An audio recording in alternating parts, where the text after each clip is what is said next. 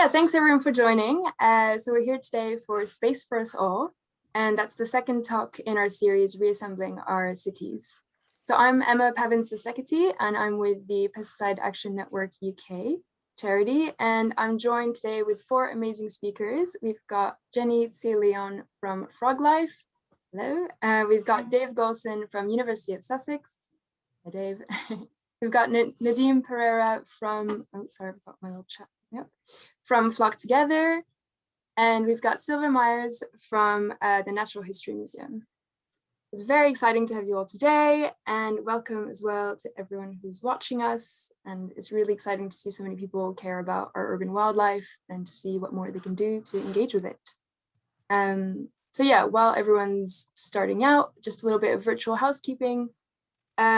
So we have the captions at the bottom. If you hover at the bottom of your screen, if you need captions, those are automatically generated. They're more or less wonky. They are automatic, but they do work and they can be helpful. And then we should have time for a Q&A at the end. So if you have any questions, pop those in the Q&A bit at the bottom as well, and we'll try and get to those. And if we can't in the event today, we'll try and come back to them at some point in the future. So yeah, now I'm going to tell you a little bit more about PAN UK, so Pesticide Action Network UK, and what we do, and then we'll hear from our speakers. And yes, the event is being recorded, so yeah, for the questions coming in. So yeah, PAN UK is the only charity in the UK that's actually focused on tackling the problems caused by pesticides. And most of you will probably know about pesticides in relations to agriculture, but actually, to last count, there's 38 different pesticides that were used in urban spaces. So that's going to be your councils or land managers. They're going to be spraying on basically any land they manage. So that'll be parks, playgrounds, pavements, tree pits, road verges, cemeteries, a lot of places, and basically anywhere that's devoid of life. But right now you can probably notice it from yellowing or dead grass on the edge of roads, or yeah, edge of paths, edge of like under signs and stuff like that. That's effectively the only way you can really notice it, unless you really see people spraying on the moment. So that's something to look out for. But yeah, mostly pesticides in cities are applied for cosmetic reasons, so to keep our streets neat and tidy. And yeah, really creating these sterile spaces that are completely devoid of life, or creating lawns that have just green grass, which we call green deserts, basically. No life there, no insects, and nothing can really survive there. And so these chemicals actually also expose humans to harmful effects. A lot of them are known carcinogenics. They also expose our pets to really harmful effects. A lot of like dogs' paws get sort of burnt off. They walk too soon after, I mean, I'm not sure burnt off, but yeah, get really scalded if they walk too soon after an area has been sprayed. And then of course, most noticeably, it depletes our biodiversity. So that's kind of why we're here today, to talk about wildlife. So yeah, it affects wildlife directly and indirectly. So there's this very known effect on insects where it'll kill insects, yeah, effectively straight away when they're being sprayed. Or in the plants, there'll be different caterpillars and stuff like that, and eggs in the plants. And then also directly by runoff. So it'll run off in like rivers and lakes, or from pavements into waterways. And aquatic species will get affected by that as well. And then indirectly in terms of the food chain of insects dying out and different plants dying out, meaning that birds won't have them to feed on, and mammals won't be able to feed on birds and insects. And it's just this sort of chain of reaction, basically. And then, of course, habitat loss from all these spaces, green spaces being killed away. So yeah, I actually lead on the Pesticide-Free Towns campaign. So it's a campaign that shows quite successfully that alternatives are viable and possible to these pesticides. And crucially, it's also about changing mindsets. So away from trying to kill everything off and really trying to rewild our cities and accept more weeds and think of doing things differently. And over 70 councils in the UK have already phased out pesticides or taken measures towards doing so. So it's been really positive, and there's hundreds of campaigns as well.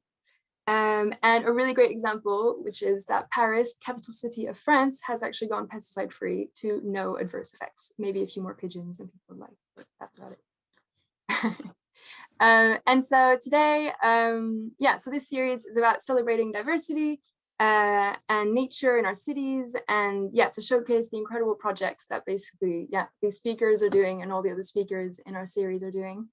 And to highlight as well, also to highlight that councils are still spraying, and the fact that they're still doing that really undermines these incredible efforts. So we kind of see going pesticide-free as really the first step in protecting wildlife and helping all these projects flourish. And today we're going to hear about the wildlife that could flourish even more if we stop spraying. So first off, we're going to hear about amphibians and reptiles by Jenny. And I'll give you guys a little intro to Jenny's incredible work. And I'll read a little bit here. Jenny is the Conservation, Evaluation, and Research Manager from Froglife. She has an MSc in Conservation from Imperial College, and her expertise is in engaging people, especially those from disadvantaged backgrounds, with nature conservation. Jenny, take it away. So let me just get this slideshow up.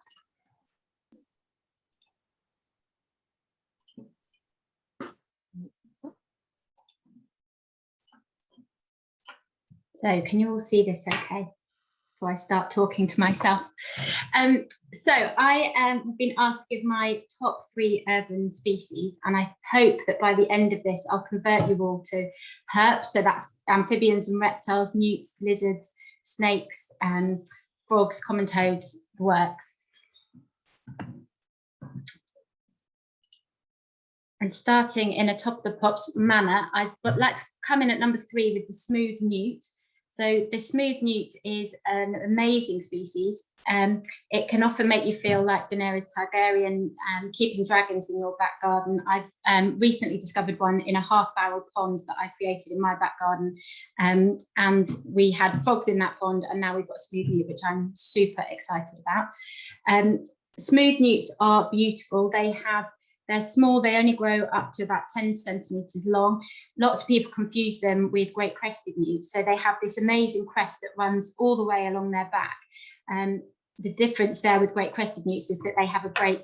Great crested newts have a break between their body and their tail. The crest has a break. They've got this belly pattern, so this orange spread across their tummy with these spots that go all the way up over their throat. And these are a unique way of IDing these animals. They are the most widespread of all the newts, so you can find them in all sorts of places, and they're commonly found in urban environments. So we've done an awful lot of work in London, for example, creating and restoring ponds across the city, and you can easily find those species there. Again, it's another misconception that they're only in water. So the newts come out of the ponds after the breeding season and can be found on land. They can get into extraordinary places. We have reports come into our info line of them being found in the most bizarre places. They like to find a crevice that they can hide into over the winter and have a kind of sheltered spot to overwinter. But they really are a beautiful animal. And they also have this porous skin like all amphibians, so they can easily be affected by pollutants. So when we're talking about pesticides, that's an issue that can certainly affect them, both directly and indirectly. So it can directly affect the newts, although the amount of evidence we have for that is a bit mixed because it's difficult to collect that. But they also rely on insects as their food source, and they form an important part of the food chain. So if you take away all the insects that they rely on eating, then obviously that's going to have an impact on them. And then equally, they are a food source for lots of other species. So kingfishers can take them. My uncle was telling me just the other day when I was around at his house that a newt had been taken by a corvid in his, COVID is too much on our minds at the moment, a corvid in his back garden had taken a newt that had come up to the surface at just the wrong moment. In at number 2, I've got the slow worm. So the slow worm is an amazing reptile. It can often be mistaken as a snake or a worm. It's neither. It's a legless lizard, and you can tell that it's a lizard because it has this blinking eye. It's got this beautiful kind of copper eye, and it blinks and it sheds its tail as a predator avoidance mechanism. So They are a very secretive species. They are one of the least understood reptiles in the UK because they're often, they get their heat from other substrates, so they don't often bask out in the open air, so you don't see them as easily. But they do love compost heaps, for example, so they're often found in people's back gardens. And they're often called a gardener's best friend because they will eat things like slugs in your garden. So you don't need to use pesticides. You can just encourage slow worms into your garden and they will do that job for you. They are also very underreported in this country. So reptiles generally, amphibians and reptiles, but reptiles more than anything, are very poorly recorded. You have lots of people monitoring birds in their gardens, but not so many people noticing reptiles. Partly that's because they're hard to see, but also it's because people just aren't so aware of them. You can put tins out in your back garden. You can get an old piece of corrugated metal and put a tin out in your back garden. And I was with our patron, Kate Bradbury, who, when she was out in her garden and lifted a tin that she'd put out and discovered her first slow worm in the garden, and she was so excited to find it there. So they are really a beautiful animal, and we really encourage people to keep an eye out for them and send any records in on the Dragon Finder app that we have. And then by far the best species of all, I think, if I'm having to be pressed, is the common toad.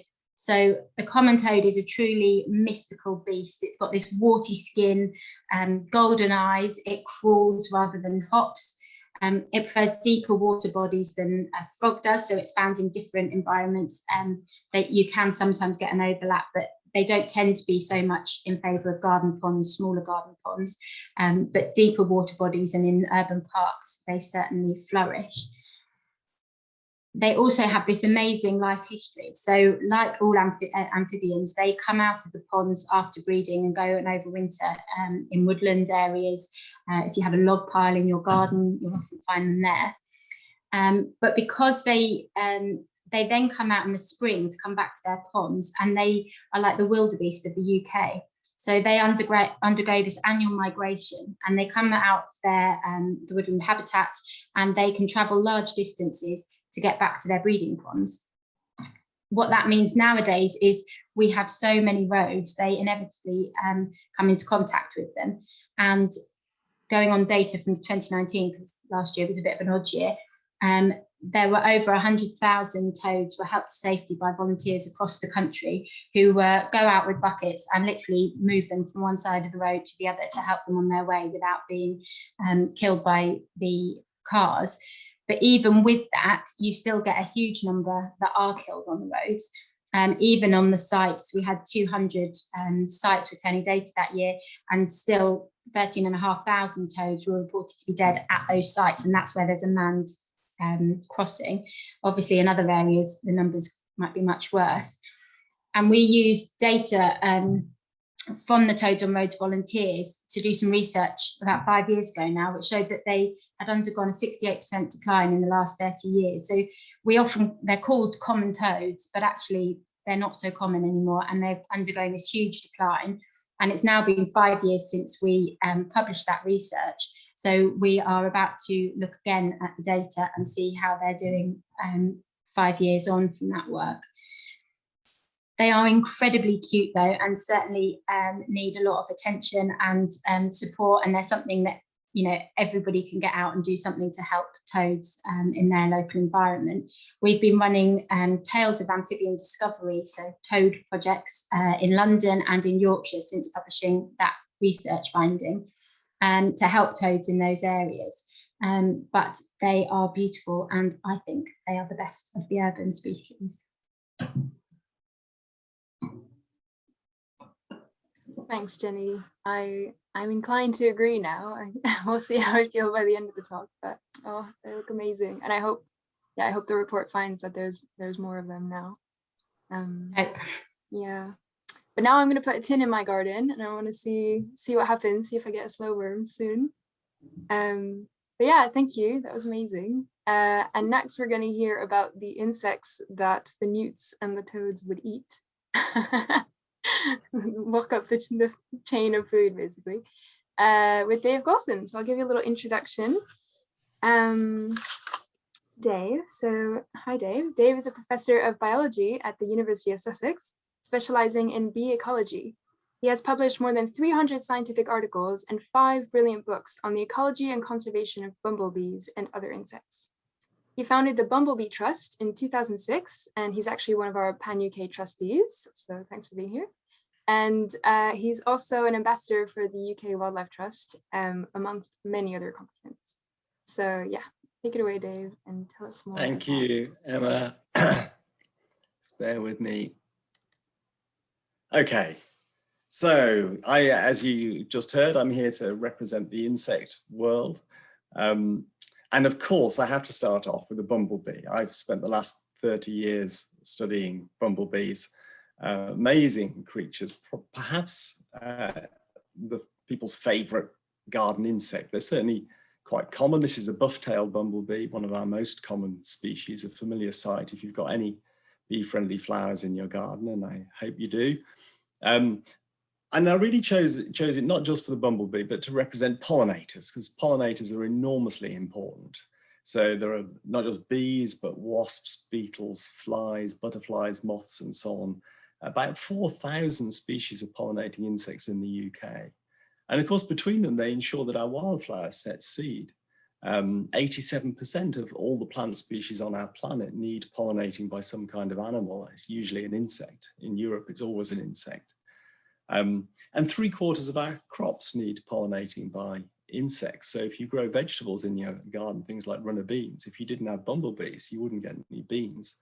And neither would we have apples, cherries, strawberries, blueberries, raspberries, courgettes, pumpkins, coffee. I could go on, but you get the idea, and you've probably heard this all before. Bees, really important and also fascinating. Bumblebees are kind of the intellectual giants of the insect world. And they actually literally have one of the biggest brains of insects. And they're capable of amazing feats of learning and navigation. And they've even been trained, appropriately enough, given this evening's events, and they've been trained to play football, but that's another story. Anyway, so let's park the bees there. I hope you don't need too much convincing that they're lovely and important. The next insect I've chosen is less popular, but I think they're just as fascinating. Oh, why can't I? Sorry, no. Seem to be struggling to change slides. We may have a bit of a lag in the system. Oh, there we go. Hopefully now you can see. An earwig, I'm sure you recognize it, but these are a creature that many people find a bit creepy and unpleasant. But actually they're amazing beasties. So let me tell you a bit more about them. Well, actually, they used to be regarded as pests, and they do sometimes nibble blossom of fruit trees and soft fruits if they're bruised, but they actually don't do much harm. And more recently, it was realized that actually they're really important biocontrol agents. They go up fruit trees at night and they eat all the aphids. And a healthy earwig population in an orchard can do the same amount of pest control that a farmer could get by spraying 3 times with insecticides. So if he looks after the earwigs, then he doesn't need to spray. They're also quite cool in that they show parental care, which is unusual in the insect world. This is a female earwig with a little nest and her earwiglets, or whatever the word is. I don't think there is a word yet. We've just invented one. So she lays her eggs, she guards them, she licks them to keep them clean. She looks after the little nymphs when they hatch. Until they're about half grown, and then she shoos them out of the nest. And at that point, if they don't go, she eats them. So she's not the perfect mother, but nonetheless, it's understandable. Anyway, cool, fascinating creatures. Then number 3. So I could have picked any number of beautiful insects like butterflies or dragonflies or crickets or grasshoppers or whatever, which would have been an easy sell. But I deliberately, oh, sorry, I forgot that slide. We'll ignore that. I deliberately didn't. I picked this little chap, the silverfish. Small insects, the most commonly seen if you pull up a bit of carpet or lino in a kitchen or a bathroom and the floor's a bit damp underneath. You might find some little tiny creatures scurrying about. Now, the reason I picked silverfish was because I get kind of fed up with people saying, what is the point of wasps? What's the point of mosquitoes? What's the point of slugs? And we spend a lot of time, and I spend a lot of time justifying looking after insects because of the things they do for us, the pollination I was just talking about, or the pest control that the earwig does, or the many other ecosystem services provided by insects. But actually, there's probably quite a lot of insects that don't really provide any ecosystem services of any significance. The silverfish could probably disappear tomorrow and we wouldn't really notice its absence. But that doesn't mean it doesn't deserve its place in life. It doesn't mean we should just exterminate them, as we often do by spraying insecticides. I think they've got as much right to be here as we have, whether they're beautiful, whether they're important or not. Actually, silverfish are quite cool. They've been around for about 400 million years. They were one of the first creatures to crawl out of the sea, and they haven't changed terribly much in all that time. Our ancestors were fish when these things first colonized the land. They also have really cool courtship, but I haven't probably got time to go into that, but there's some really interesting stuff going under your damp lino of the kitchen floor or whatever. I'll tell you about their courtship another day. To finish off, I just wanted to talk about a sort of more serious issue, which is that we do needlessly kill these amazing insects. This picture's been doing the rounds on Twitter in the last couple of days, but this is Tesco's. I only singling them out because it was the first picture that came to hand. All supermarkets do this, but actually this is quite spectacularly stupid if you ask me. So this is a display in a Tesco's supermarket. Enjoy your garden by killing everything in it. And they even got the audacity to put a butterfly on the bottom of that stand. It's bizarrely, it's a monarch butterfly, so it's in the wrong continent.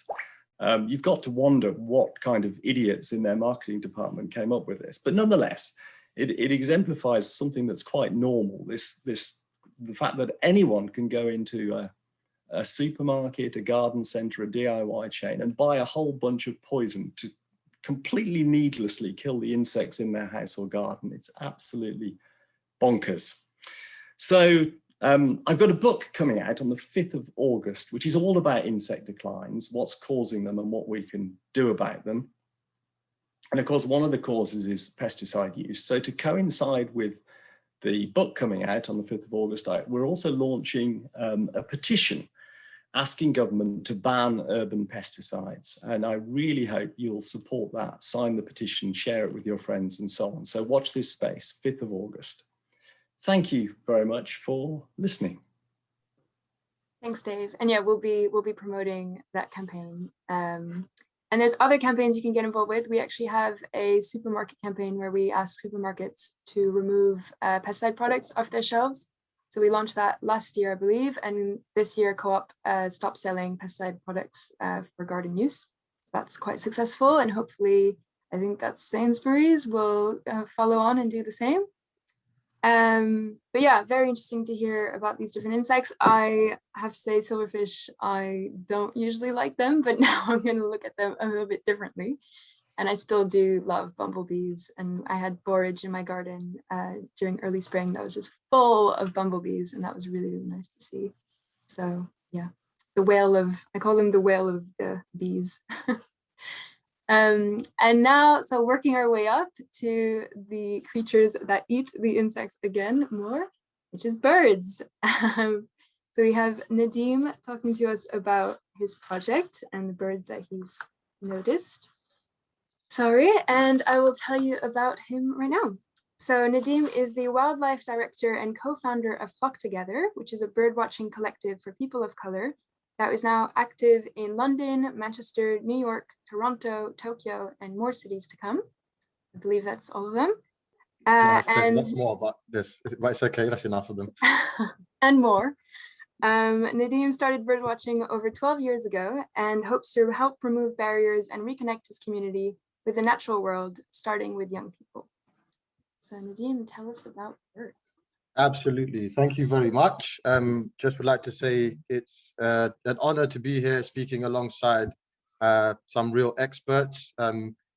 Often people look at me as an expert and I say that I'm an amateur with 12 years of experience. So really, I've learned a lot, and I'll definitely be Googling silverfish mating after this.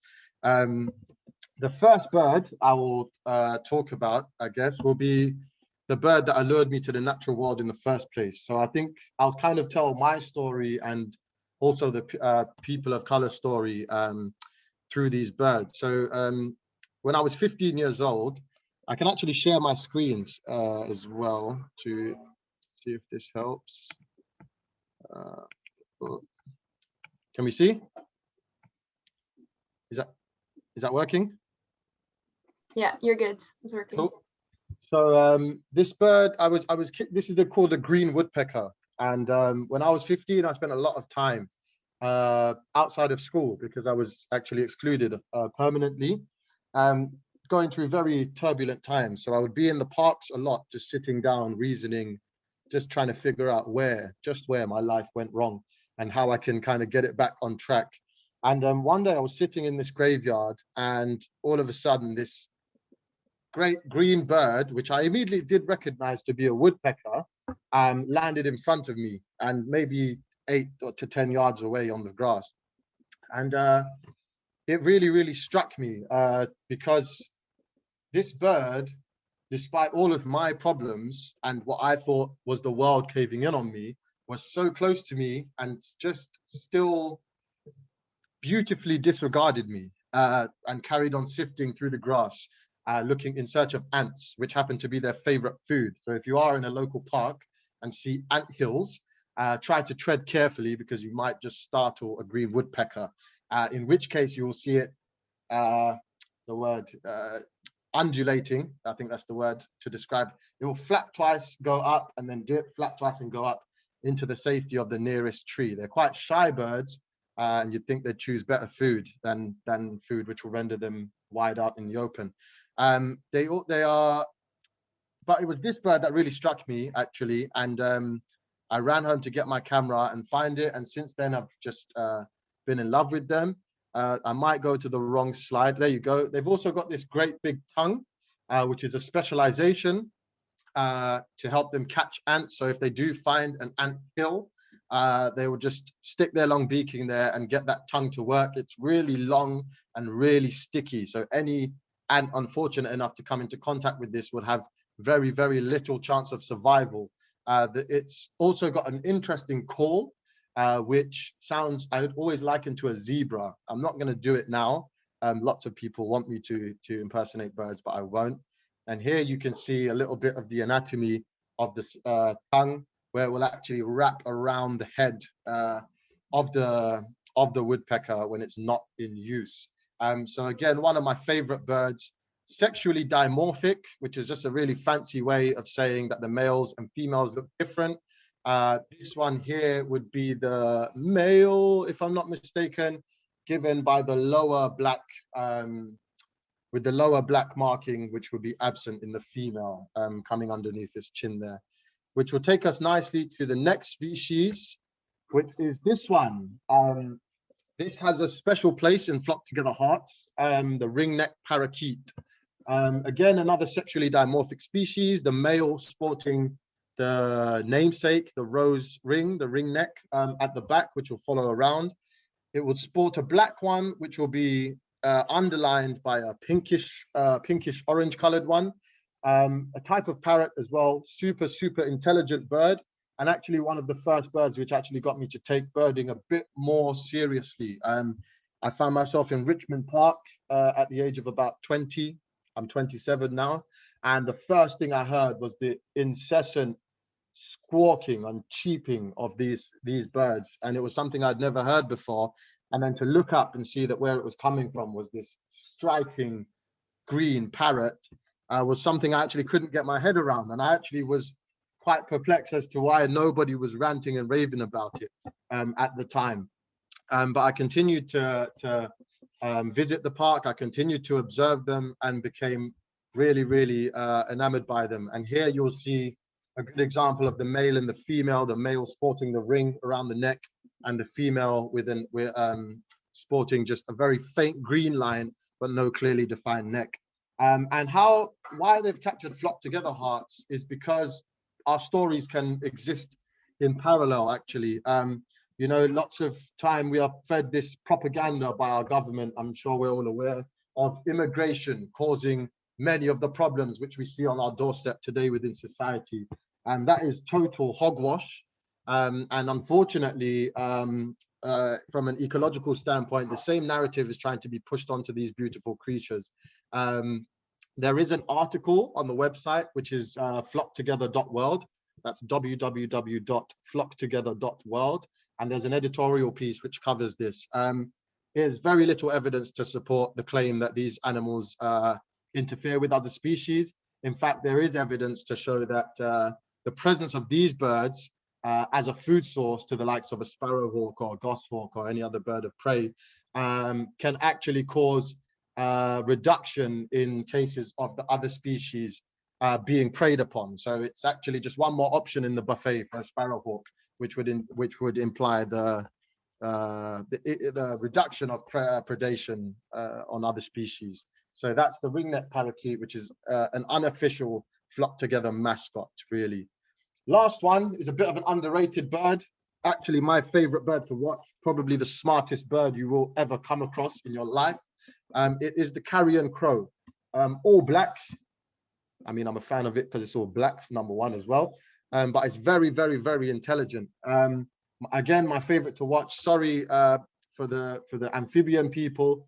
Standout memory for me was in Richmond Park again, when this bird was stood by the edge of a pond, and I was just watching it to see what it does, because the difference between crows and a lot of other birds is a lot of birds, they will do what they need to do. They have their one kind of flower or one food source that they like, and they'll be found around that food source and go about their little lives being all dainty and sweet like most passerine birds are.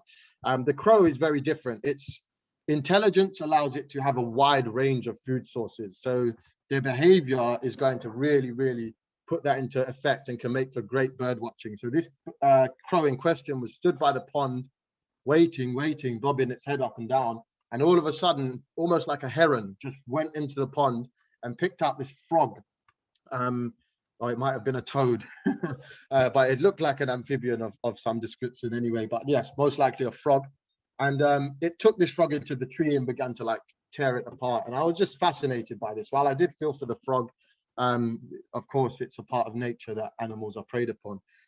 What also fascinated me again was that this crow this is a carrion crow, as I've specified, but carrion crows exist as a species, as part of a family, which is called the corvid family, or also known as the crow family. And within this species is another type of crow called the jackdaw, which is most popular, has the highest population of all the crows in Richmond. And at the time, I would visit Richmond for about 2 years on the trot, maybe 2 or 3 times a week from the other side of London, just to observe the interaction between the jackdaws and the parakeets, their newfound neighbors. And what I found there was really, really interesting. They are very, very similar in terms of their population, their breeding habits, their eating habits as well, believe it or not.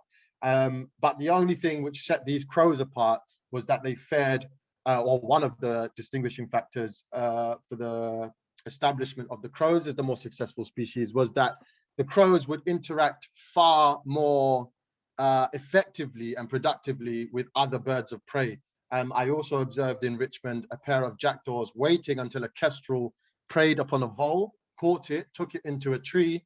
Then the pair of jackdaws mobbed the kestrel, forced it off of its kill, and began to enjoy rather amicably actually, enjoyed the vole for themselves. So that's another reason why I would count the crow as being one of my favorite urban species. In fact, head and shoulders above the rest in terms of why I enjoy watching it. I've harped on a little bit about my birds. I absolutely love them. I could have gone on for much, much more.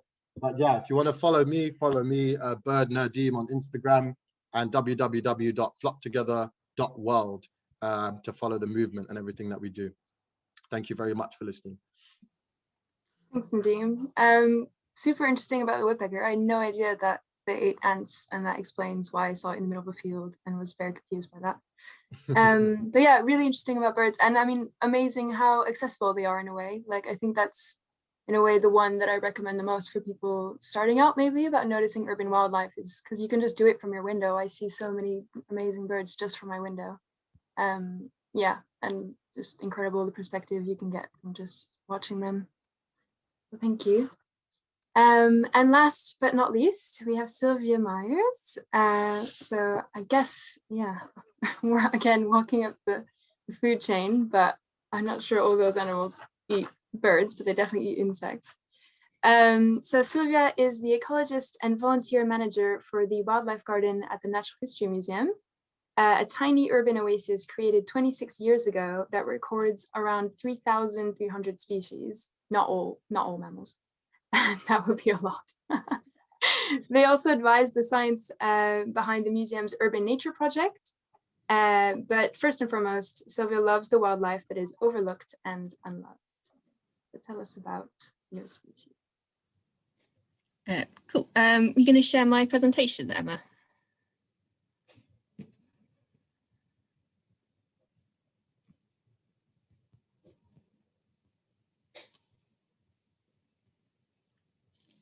Cool. Okay. So yeah, usually I'm talking about things that no one loves, like slugs. That's actually what I was talking about today with the volunteers at work, or things no one's heard of, things like pseudoscorpions. So being asked to talk about mammals, it's a bit like admitting a kind of guilty pleasure. But so where I work in the Natural History Wildlife Garden, then, you know, we've had these 26 years of recording. That's about 50,000 records. As Emma said on my intro, 3,300 species, but still get excited when I see a fox cub. And if you click over, it should play the little cub video. So they are incredibly cute and fluffy, and we can't forget that. So foxes are a bit of an urban icon. It's pretty amazing that we have this predator in London, this large predator, or, you know, in urban areas around the country, which isn't shy. Just so lucky to have that in our cities. And foxes they're declining in the countryside, but the urban population is rising at a national level, although in some cities such as London it's leveled out. There can be some issues for fox in the cities, so mange can be an issue. This wiped out about 95% of the foxes in Bristol in the 1990s, and it was quite a slow recovery, but in general they're doing really, really well in the cities.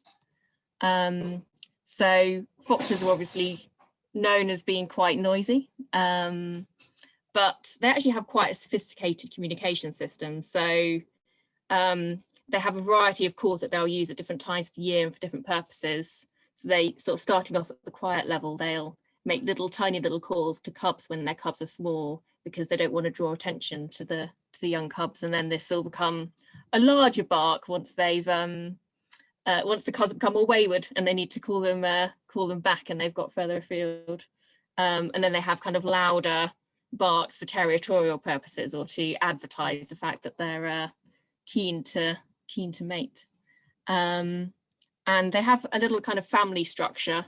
So you'll have the vixen and cubs, and the dog fox is quite involved with bringing the vixen food, but they might also have a kind of auntie fox. So this might be the sister of the vixen, or it might be an older female cub which helps out and sort of shares the load of bringing up the cubs.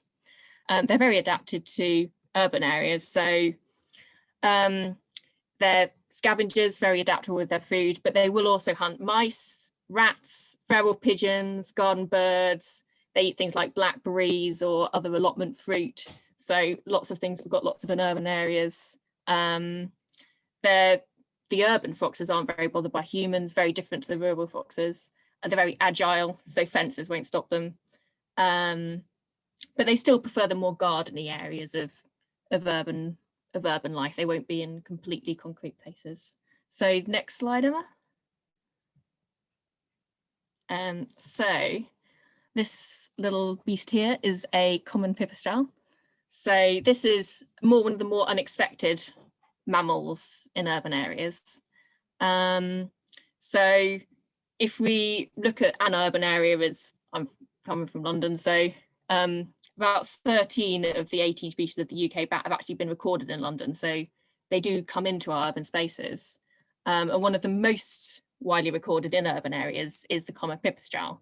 And these are believed to be the most urban of our bats in the UK. So these are tiny, tiny creatures. They don't hang upside down. They squidge into little cracks. So the only UK bats that hang upside down are the greater and lesser horseshoe bats. They mostly eat flies, plus the odd small moth, some of the insects that emerge from ponds. They use echolocation to find food, and they'll vary their frequency according to the distance from obstacles. It's quite a sophisticated process. And they also have a lot of social calls that we don't really think about. And so they have at least 4 that have been found, including little trills for distress, special mating season trills, and little cheeps in maternity roosts when they're communicating with their young. They're quite successful in urban areas more than other bats. So they like the invertebrates that we've got in our gardens, especially if we've got long vegetation or a pond. They like old trees. Often you find veteran trees in urban areas, and they like little gaps in buildings. They also don't really like big open areas. So huge fields that are with nothing really going on don't suit them. So urban areas are great with all the little hidey holes to fly around. They're also much more tolerant of light than other bats. They still prefer dark areas, but they don't mind lights, and they can sometimes use street lights to catch insects. They're also somewhat being pushed out of rural areas because of all the pesticides. So urban areas are a bit of an escape. So if you do want to go out and spot pipistrelle bats, this is why I love them, is because you can see them really easily. They emerge in the early evening, which is very convenient. They use linear features, so like a hedge, stream, canal, an ivy-covered wall, or a tree-lined road, and they'll fly up and down the same path. So if you think, oh, I missed that bat, don't worry, because it will probably come back again. And you can just look up and spot them. They'll be silhouetted against the twilight sky, so you can just lie back on the grass and watch bats flying back and forth, which is a lovely way to spend an evening. If you want, you can use a bat detector, and that'll pick up their echolocation frequency. And you might even hear a little raspberry if they catch a moth, because their frequencies get so close together that it makes this weird little splat noise. And you can occasionally hear their communication calls if you've got very good hearing and you're near to a roost. Can I have next slide? So I told myself that I wouldn't talk about hedgehogs because it's like always a poster of the wildlife campaigns. But if we're going down the guilty pleasures route, then can I have the next slide, Emma? I did actually design an entire giant board game based on the trials of life as a hedgehog. So I thought, let's go talk about hedgehogs. And this game pretty much sums up life as a hedgehog. It's really tough. And I made this game when I was at London Wildlife Trust, and one of my colleagues actually said it should include more hardships. It wasn't tough enough for the hedgehogs. So hedgehogs find urban living difficult, and if we want them to live alongside us, then we as humans need to adapt.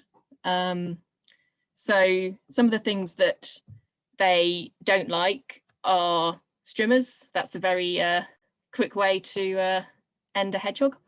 They don't like excessively tidy gardens where there's no places to hide and nowhere for invertebrates to eat. They have quite a big territorial range, so they don't like high fences with concrete bottoms. They're not as agile as foxes. They can't jump over them. They're quite good at climbing, but not that good. And they don't like invertebrate-free gardens. So if you've killed all of your invertebrates, then you're not going to get any hedgehogs. They hate paving. There's nothing there for them in paving. They don't like cars. And then litter can obviously be an issue in a lot of hedgehogs end up in vets. Well, if they're lucky, they end up in a vet. If obviously there's lots of hedgehogs which don't end up in a vet, and they just end up dying from injuries due to litter. But we can help them. So if we have a garden, or if we have a green space we have any influence over, then you can create piles of twigs and leaves that are undisturbed over winter. You can put out logs, attract some of the lovely invertebrates, make sure you get some nice earwigs in there as well. And because they've got that big range, then making little holes in your fences. You can put in a pond, which is great for the bats as well. And that's something to drink from, but you need to make sure that there's a ramp for them to escape.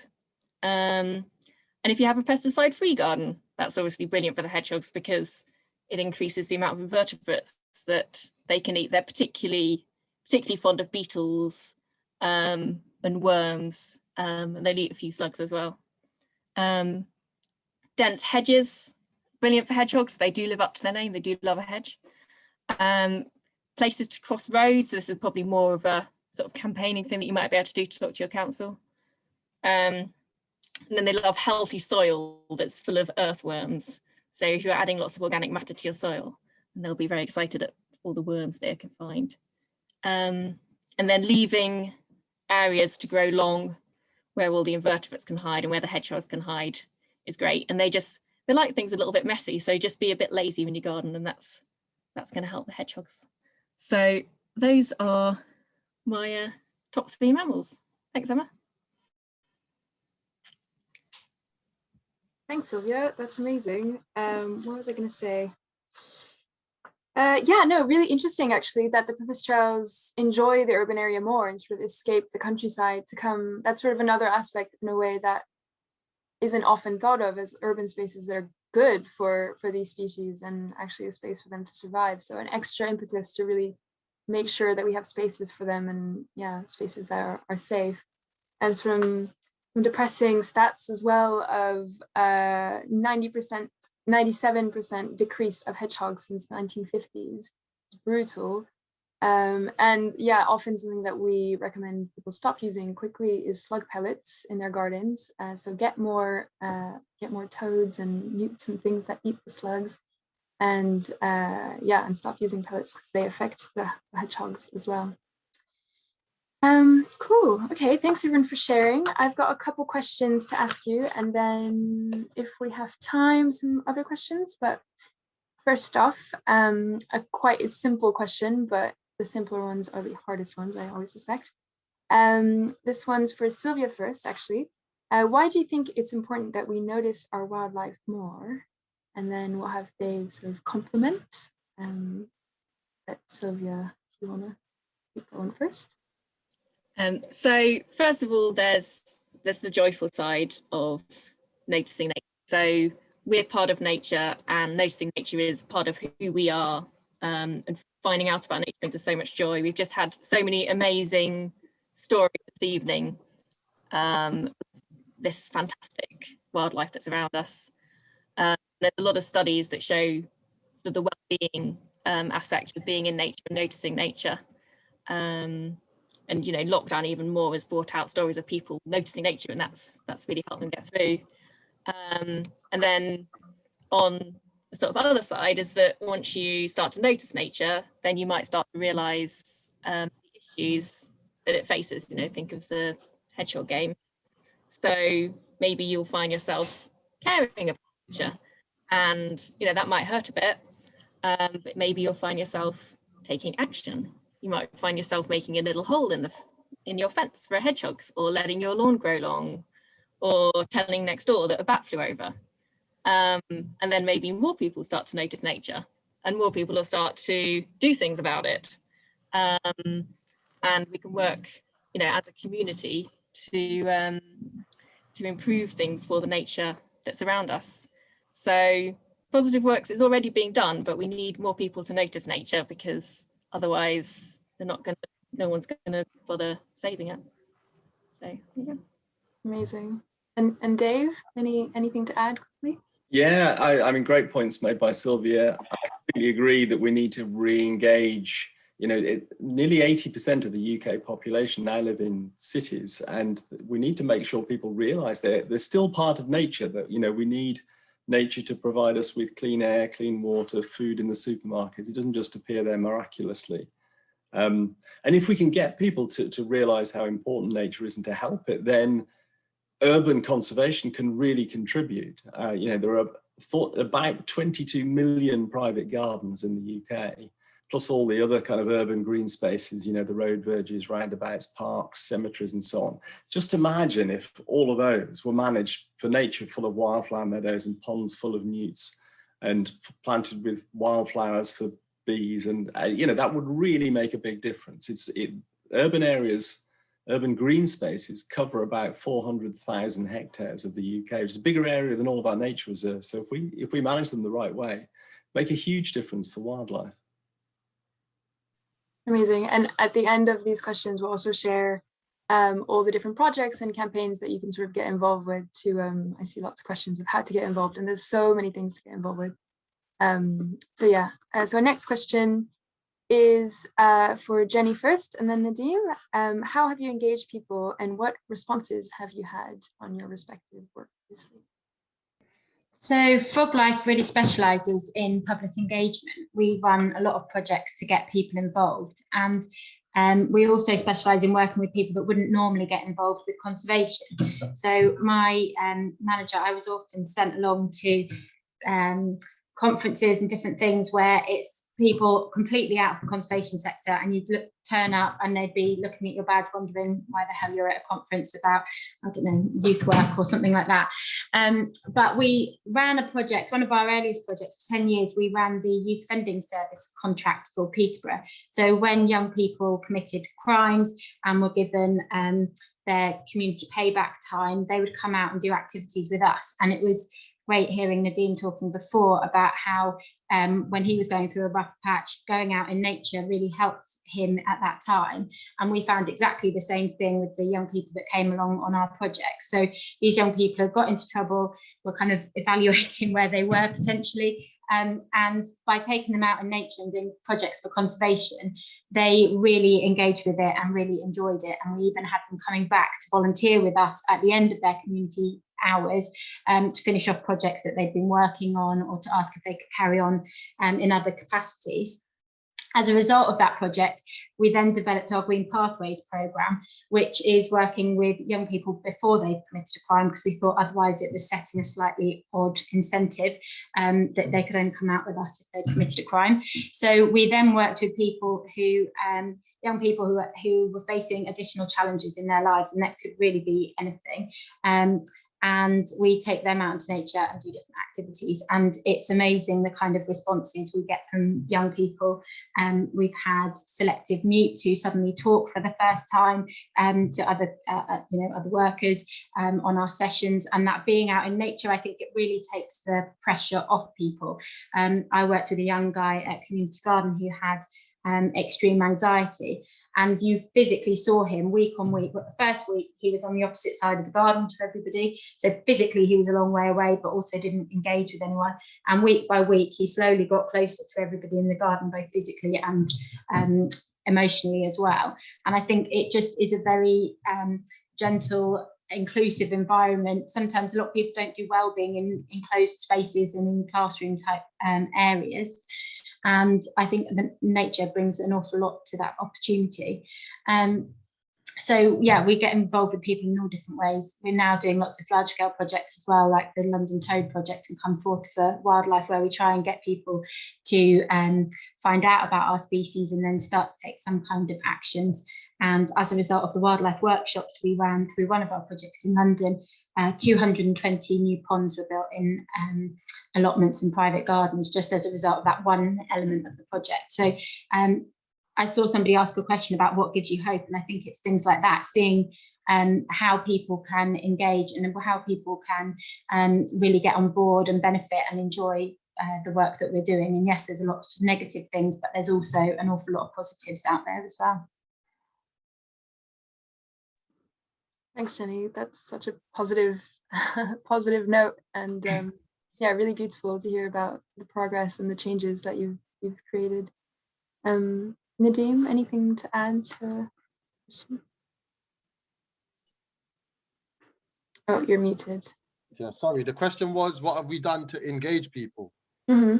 So, I mean, my mind was blown just a few moments ago by Mr. Dave Goulson with his fact about the urban gardens taking up more space than all of the nature reserves. Wow, that is mind blowing. And it's just a testament to how important not just biodiversity is, but diversity of the people trying to tackle biodiversity. So, you know, many times I detest this term urban. You know, a lot of people describe Black people, brown people as urban people. I think first of all, that's a horrid term because it tells me not only where I belong, but on the reverse where I don't belong. So that I think it's important to make that point. We belong anywhere we want to go. But also, since we do take up this urban space, it's critical that we as a people are engaged in this conversation properly. So I actually take great pride in being here today to be a representative of my community. What we have done in order to do that, to better represent ourselves, is utilize the tools available to us today, namely Instagram. My partner Ollie, who can't be here today, he's a marketing genius, to be quite frank. And he made a good point at the beginning, very beginning, our first bird walk in the Walthamstow wetlands in northeast London, to just take pictures of lots of Black people holding binoculars. Why? Because when he posts it on Instagram and we post it up on our account, there's going to be a Black person that's going to see it, and all of a sudden they're going to have implicit permission to come and give it a try. And now all of a sudden there's somebody who would never have thought about taking setting foot in the Walthamstow wetlands, giving it a go through Flock Together. And one of the main ethoses of what we do is not to teach people to be bird experts or to be wildlife experts, but to teach people to be comfortable in the outdoors, because our community, unfortunately, has been shut out and excluded from that space, or certainly we have perceived that through whatever action. So a huge part of us is of what we do is representing ourselves out there and giving people the courage and the tools and the skills and the confidence, most importantly, to take up space take up green space in urban areas and take up rural space should they so want to, in the hopes that a few of those people will become interested in the conservation conversation. On top of that, just to quickly round off, we are also launching our Flock Together Academy, which will be launching towards the end of the year. This will be prioritizing underprivileged children within the capital city and taking them outdoors in the hopes that in 15 to 20 years' time, there will be a new wave of young naturalists, young conservationists through our work that can bring fresh ideas, because whatever's been going on without Black people, it's not been working. So we're going to come in, we're going to try and bring some fresh wave into their space. Thank you very much. Thanks, Nadeem. That's really inspiring and leads really neatly into all of you sharing maybe just really quickly how to stay in touch with you, how to find out more about the Academy, about Natural History Museum, about I'll go really quickly then because I've got football to watch. So flocktogether.world on Instagram, that's flocktogether.world. I am Bird Nadeem, and www.flocktogether.world. Thank you, Emma, for all your organizing. Thank you to the organization for having me. Thank you, all of the attendees and all of the guests. I've learned a lot today, and it will be a pleasure to stay connected. Thank you. Thanks, Nadeem. And Sylvia, do you want to tell us quickly? And we'll also put that all in the chat and in an email to all the attendees that you can link to. Yes, I'm aware of the football. I'll just very briefly tell you about the Urban Nature Project. So this is a huge project that the Natural History Museum is doing at the moment. Just got through the sort of development stage of it and doing the actual delivery. So it's going to transform the grounds of the museum, and it's got a national science programme and a national engagement programme. So basically just watch this space, and if you see Urban Nature Project events, then join in, yeah, we want you to take part. And Dave, do you want to go?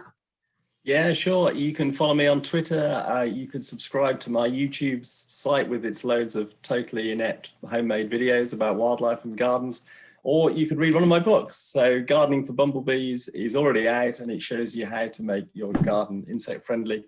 And as I already mentioned, Silent Earth is coming soon and is all about the insect apocalypse and how we can stop it. And last but not least, Jenny. Oh, you're muted. Oh no, unmute. Had to happen. Sorry, every time. Just one campaign that we'd like to share, which is our wildlife tunnel campaign. So we were talking before about toads getting squished on the roads. There's only so much that people can do moving them in buckets, and we're trying to encourage councils to install wildlife tunnels to cross roads. So we hope that we can get everybody on board with that. Amazing, thank you. And then from the Pesticide-Free Towns campaign perspective, we have a really quick action that you can take. That's sort of the first step, which is just to email your councillor to see where they're at on their journey to going pesticide-free. So that will be in the link. And then if you're more interested in joining, you can join a campaign that's local to you. You can look on the map, or you can start your own campaign. It's fairly low effort. It's just, you know, communicating with your councillor effectively to see where they're at. And then really importantly, we still have a few events in this series. So you can watch the recording from last week. You'll be able to watch the recording from today, tomorrow. And then next week's event is on gardening as an inclusive and environmental practice, which it isn't always. So yeah, thanks everyone for joining us. We're 2 minutes over time. So I'm quite proud of that. Not too bad. And hopefully you've enjoyed that. Thank you so much to all our speakers, Sylvia, Dave, Jenny, Nadeem. It's been so interesting and really inspiring. And please everyone check out their projects, and yeah, and check ours out too. Thanks everyone. Thanks for organising. Bye. Bye. Good night, guys.